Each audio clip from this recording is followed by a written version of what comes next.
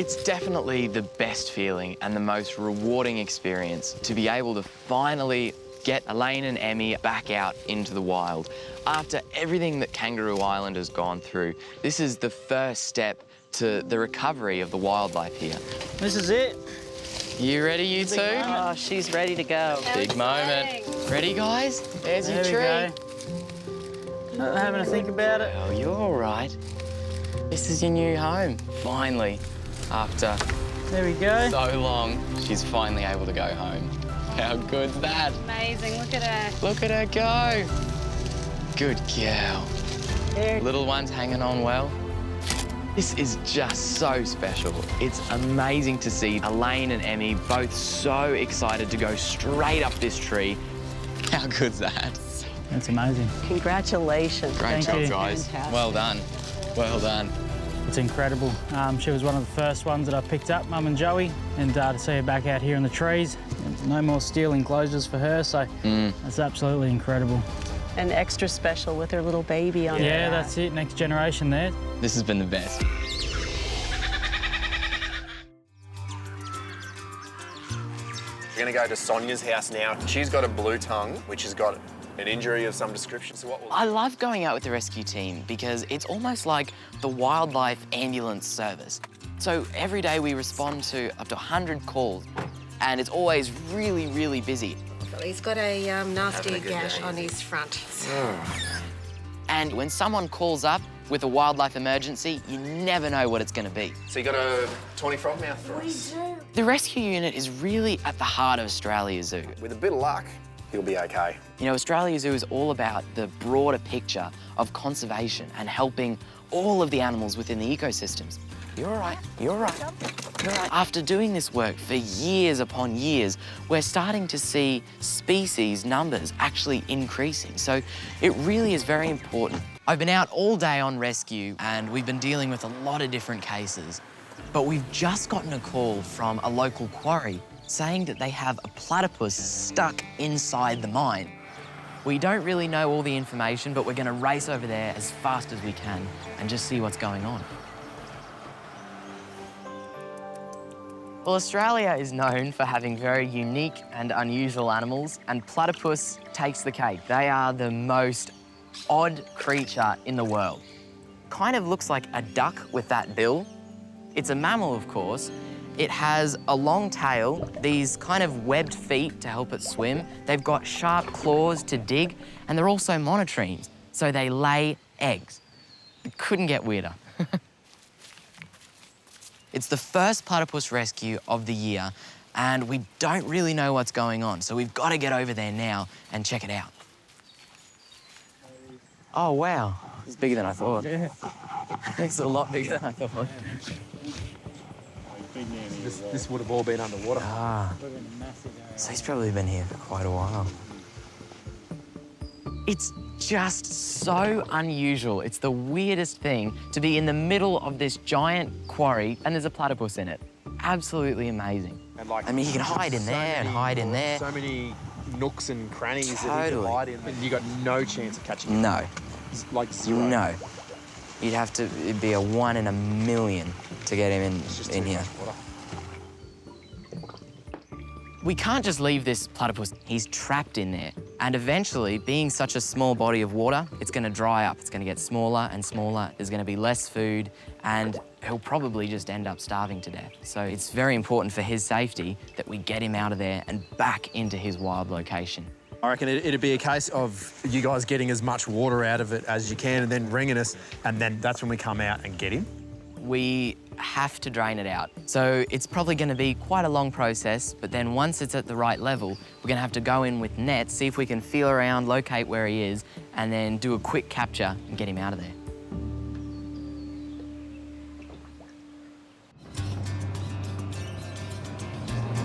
So what do we know about this platypus? Well, it was spotted in this big, deep kind of mining quarry, and at the very, very bottom, there's like a pool.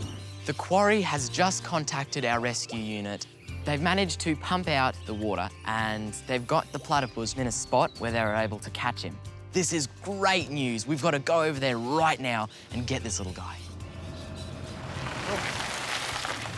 All right, here we go. Got the platypus in the back of the ute. Let's go. Okay. Hey, mate. So, let's have a little look-see. Oh. Oh, he's shivering. He's very cold. Oh. Poor little thing. Pick her up by the tail and see what sex we are. Right, so you're all right. Okay, it's a male. It's a fairly Yep. advanced male, so we have to Okay. be very careful of those Oh, spurs. yeah, there are the spurs. Male platypus are one of the few venomous mammals, so they're particularly interesting. And they have a spur on their heel of their foot. Wow.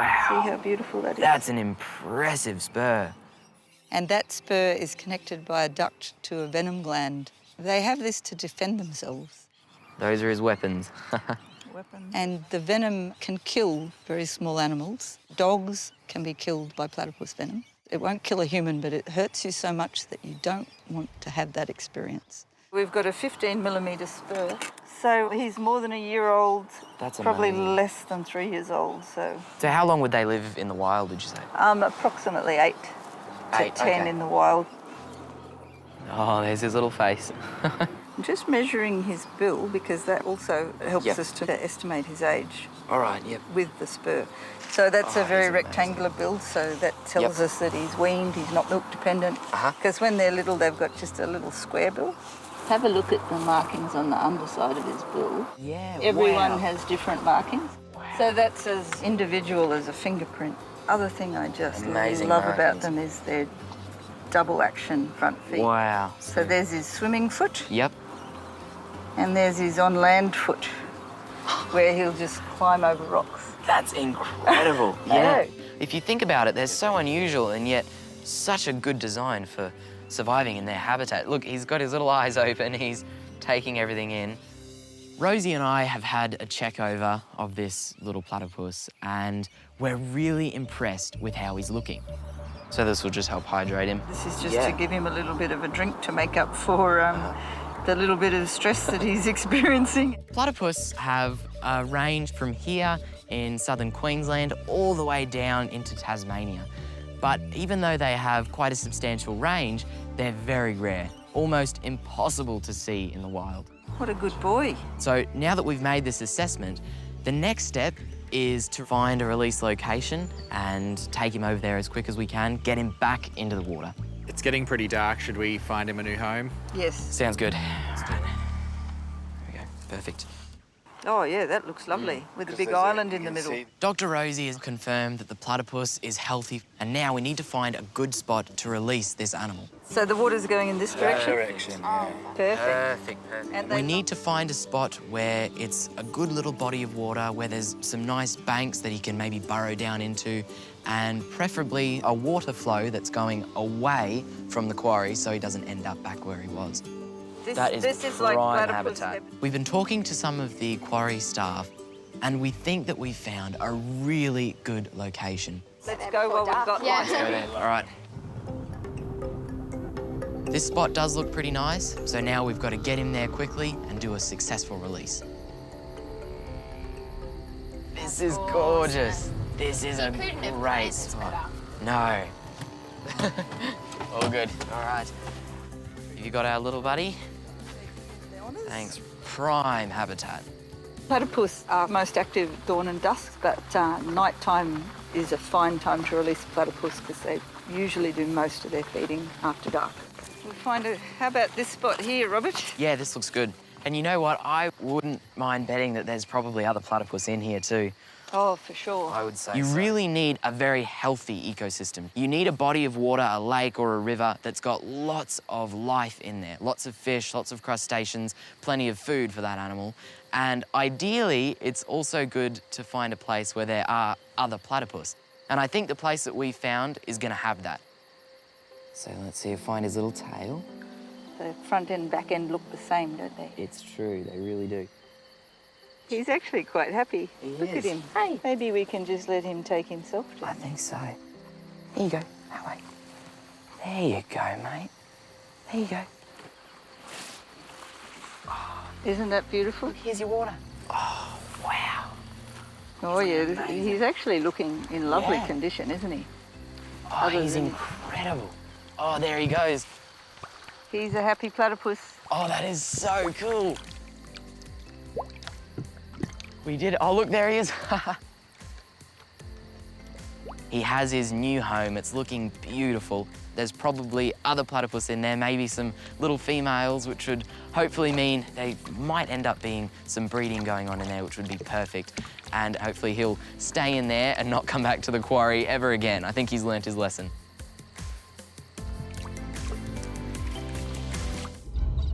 We've been called to a rescue at a residential area up in the mountains, and they have a tawny frogmouth that looks to be injured.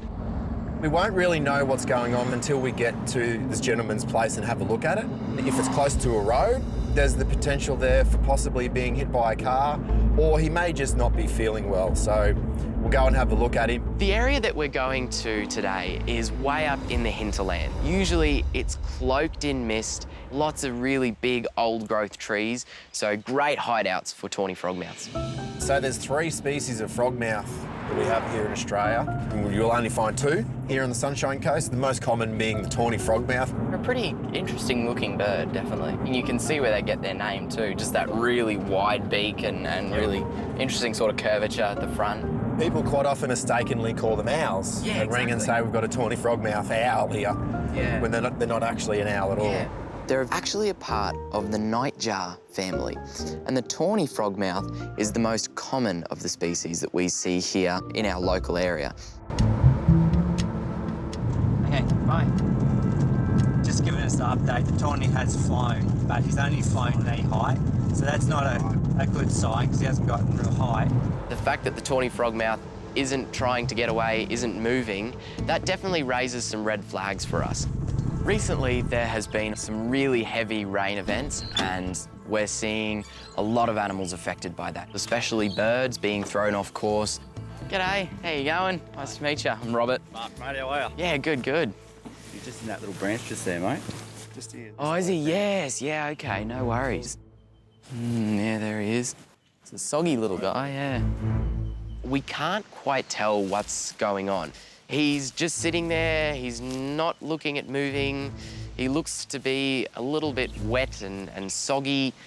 I reckon if you grab it, and I'll be around with the hand net, so if he goes to fly off, I'll help you grab him. No worries. Go for it, mate. Yep, I'm gonna come in from here. He's got an eye on me, hey. So to catch this bird, what I'm trying to do is get in his blind spot just behind his head. And then when Toby's happy, I'll go in and grab him. I reckon I can just get him from here, hey. I really do. All right, I'll keep this front so I'm distracting him. Go for it. Yes. Sorry, buddy. You're all right. Jeez, He's a soggy thing. First thing I notice is just what a terrible condition he's in. He looks really, really bad.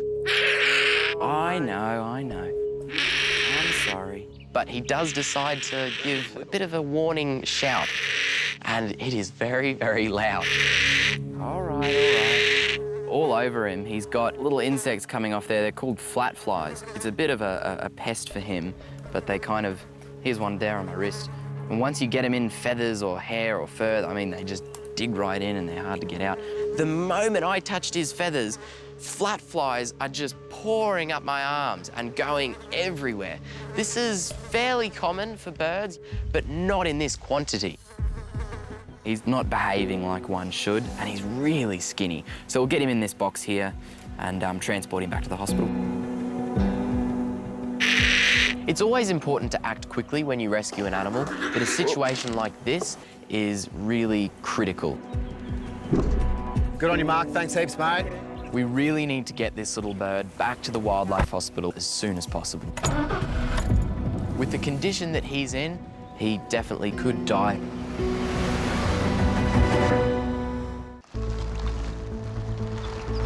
G'day. How's it going? Back at the wildlife hospital, we're taking this bird in to be examined more closely. So Dr. Tanya is going to have a look at him and see what we need to do from here.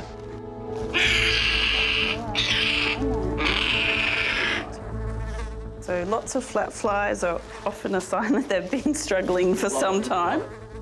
Flat flies normally occur on a lot of bird species. They're a blood-sucking parasite that are normally in low numbers in a healthy bird. So large numbers of flat flies tend to indicate that the bird is weakened or compromised in some way. So he's very waterlogged, so he's going to have trouble flying because of that. I know. You're okay, buddy. So I'm just trying to test whether or not he's got the capability of flying. He actually got a bit of height then, which is very good. He's very, very thin, so we have to find why it is that he's gotten to the point that he's very thin. He is just a grumpy little guy. He's just angry at life. And so we've decided he should be called Oscar. Oscar the Grouch.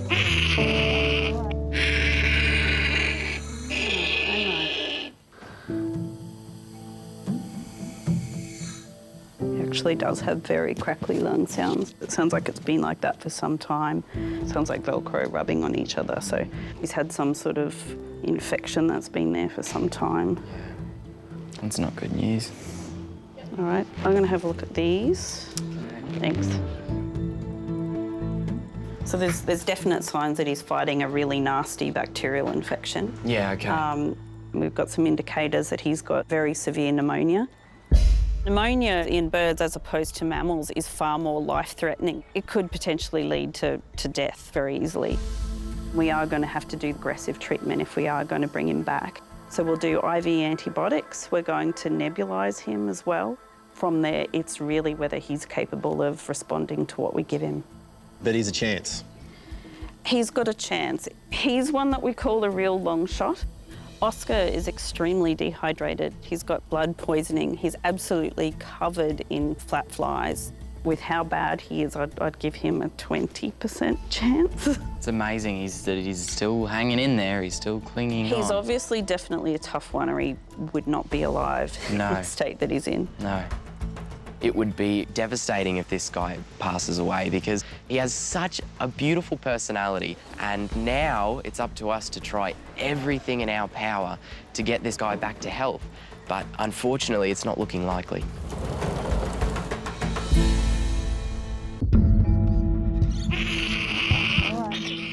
Oscar, the tawny frogmouth that we rescued, has been in treatment for a week now. Dr. Tanya gave Oscar a 20% chance of survival when he first came in. He has pneumonia, he's still fighting that sickness. He's definitely not out of the woods yet. So he's just in here? Alrighty. I'm really interested a week on to see how he's going and to continue his antibiotic and pain relief treatment. Oscar is a completely different bird to when we first picked him up. He was just soggy and wet and covered in flies, and all his feathers were kind of disheveled.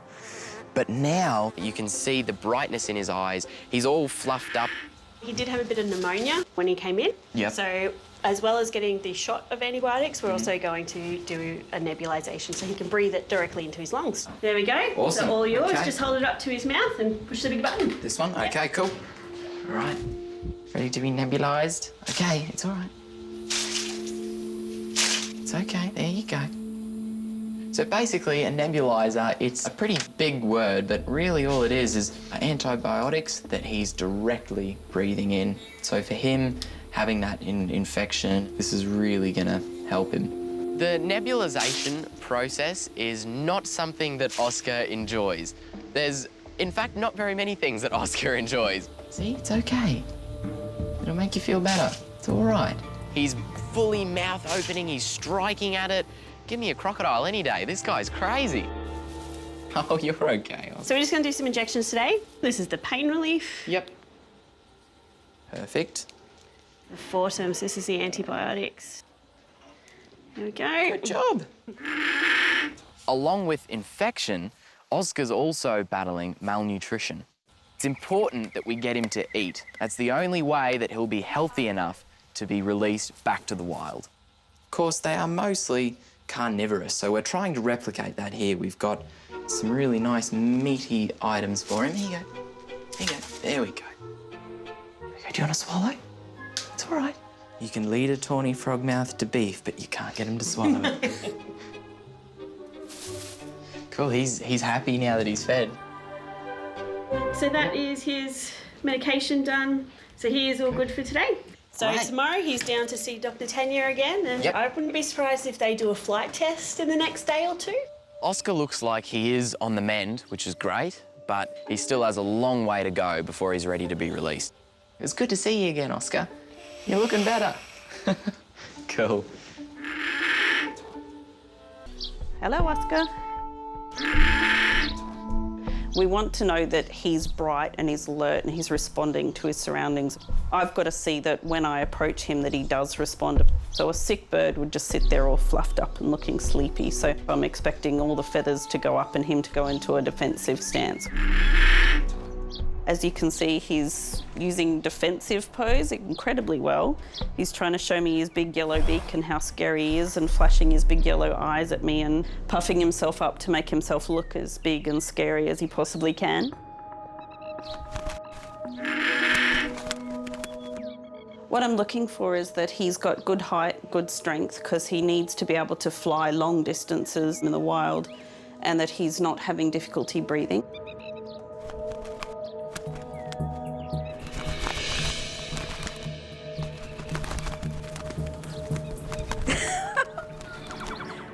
That was excellent. When he flattens his feathers on his head down and puts his head up, he's pretending to be a branch.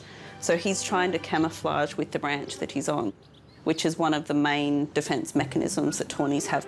People often walk past them in the bush and don't even know they're there. So it's a really good sign that he knows what he should be doing in the wild.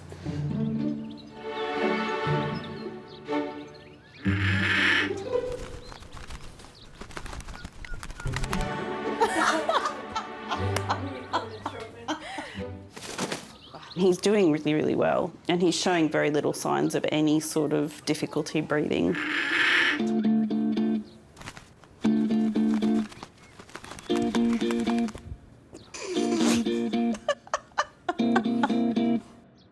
I don't think he wants to be my friend. I can hear him hissing in my ear. My ear is twitching, thinking he's about to snap it at any minute. Oscar is definitely proving Dr. Tanya wrong with her 20% chance of survival. I knew he was about to do that. He may have been labelled that, but he's certainly not showing it. He looks ready to go. Flying, he's got that down pat. Yelling, he's also got that down pat as well. He's opening his mouth, he's giving that territorial response. That means that he should be ready to go pretty soon. It's really good news for him.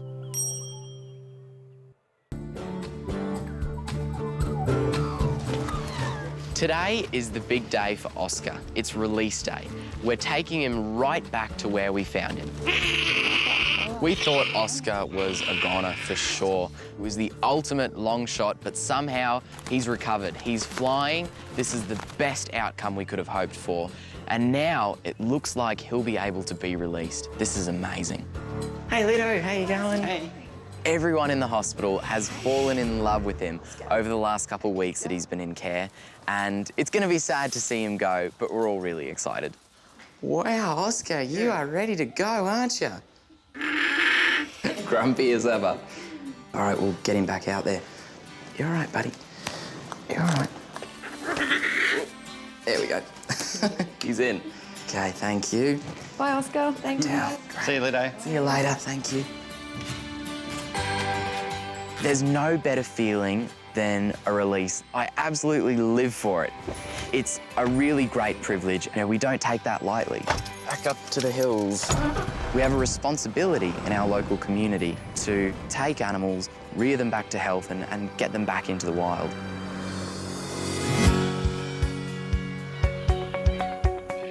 Trying to remember which house it was. Not that one. Yeah, that's it. Yeah, it's this one. So we're releasing Oscar exactly where it came from, which is great because animals tend to know their territory and their home range, and they feel much more comfortable there. Good tree here. Yeah, I reckon. To do the honours. All right. You're all right. I've got you. You're all right. I've got you there. You're okay, mate. Do you recognise this place? That's where we got you, right over there. I can feel how keen he is. He's trying to flap his wings. He's actually trying to fly. All right, this is it. Yeah. The big moment, Yep. the release. Yep. Oh, look. Oh, Somebody's ready. He's squirming. He's good to go. Ready, buddy? Ready? Okay. All right. Here we go, mate. Yes. Yes! Oh, fantastic. That is great. He's found a perch instantly. When the fires hit, Sam and Dana saw over 600 koalas brought into their Kangaroo Island Wildlife Park. I'm sorry, Dad. But there is the promise of hope for some of the koalas that have recovered. We're going to meet a special mother and daughter, Elaine and Emmy. Oh my. So this little mum and Joey here were one of the first to come to us. We received a phone call from the local fire brigade and found these two in the middle of the road, and each side of the road was either burnt or still burning. So were they okay, or did they have any injuries when you got them? And there were some wounds to the hands, but it wasn't nothing too major. So a bit of flamazine cream and one hand bandaged up for a couple of days, but yeah, she's on the full road to recovery now. That's fantastic. Very lucky. Yeah. Very, very lucky. And the Joey was fine? Joey was fine, yeah. It's what we're seeing a lot of is the mums, they're the ones that cop the burns, and the Joeys are not too bad. But we've had them for about 40 days now, and hopefully, yeah, not far from getting them back out there. That's incredible. So lucky. Hanging out for that day, that's for sure. Yeah. Definitely. That's Well gonna done. Be a good day. It is inspirational to see Mama and her baby doing well, but it's heartbreaking to see so many orphaned koalas in care. So these ones in here are some of the Joeys that we've got. We've got 24 in here. Some of them came in with their mothers but didn't survive, and they have to be bottle fed multiple times throughout the day. Hey, I got a bottle for you, sweetheart. Oh, has she got her teddy? Oh, good. There's her mummy. So she's got one already. So this is Maddie. Maddie, you're beautiful. With the orphan koalas, you have to sit with them, bottle feed them, and keep in mind baby animals also need love. So they all need a few extra cuddles as well. Oh, they are so beautiful. They're just killing me. So the one you're holding, Terry, Maddie, she was sitting all by herself at the bottom of a tree. She was very, very lucky. She doesn't actually have any severe burns. She just had a couple of minor little spots, and she's done incredible. As you can see, loves her bottle. She's gaining weight really, really well. She came in at a tiny little 900 grams, and yeah, now she's 1.5 kilos. Wow, that's like nearly 3 pounds. You're giant. And she loves her milk. Then this little one that I've got here is Ash. She had second-degree burns on all 4 of her feet. She's got a bit of an eye infection at the moment, which we're treating. But yeah, otherwise her hands have healed brilliantly, and she's doing really well as well. Isn't it amazing? A koala's pouch. Like, you don't look at a koala and go, I think that pouch could be fireproof. Yeah, no. It's incredible. It's incredible how safe it's kept them. The pouch is designed to protect babies from anything. I've seen them come in hit by a car and the mother's died and the Joey's fine. In this case, it's fire. At what point are you going to look at releasing these guys? So Maddie's only 8 months old, so she'll still be drinking for quite a few more months yet. And then looking at release, it would probably be around 18 months. Awesome. And I think I'm out. Out of milk? You're Yeah. done, Maddie? Helping to keep these beautiful little orphans alive is critically important because the actual survival of the species could depend on the young ones like these. Koalas in the wild, all they eat are eucalyptus leaves. But now that so many areas have been destroyed in the fires, it's really sad to see that all of this precious food that the koalas once had is just destroyed. We've just been out with the Australian Army collecting leaf for our koalas in one of the last untouched areas of bushland. Hey guys. Now it's time to get all of these koalas fed. There's a lot of hungry mouths to feed. Giving you some more leaf. Koalas in the wild, all they eat are eucalyptus leaves, but being that they're so compromised, they're not going to be able to really recover quickly just eating eucalyptus leaf. So they do need a bit of an extra boost for nutrition. So this paste just gives them that little bit of help. Hey, boys. Oh, this guy's not having a good day. These guys are the critical patients, and they need that extra nutrition. This little guy's obviously not feeling too well. It's not normal for a koala to be on the ground like this. Definitely not. Hey, buddy, what do you reckon?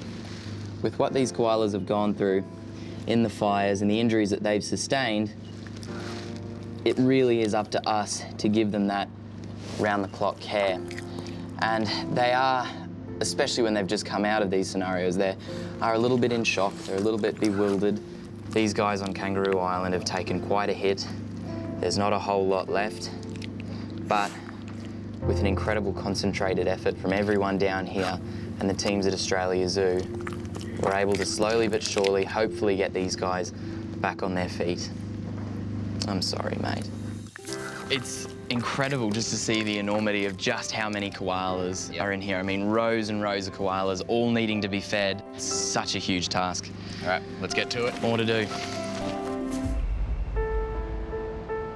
It's been incredibly confronting visiting Kangaroo Island after the devastating fires. Come on, Senji, darling.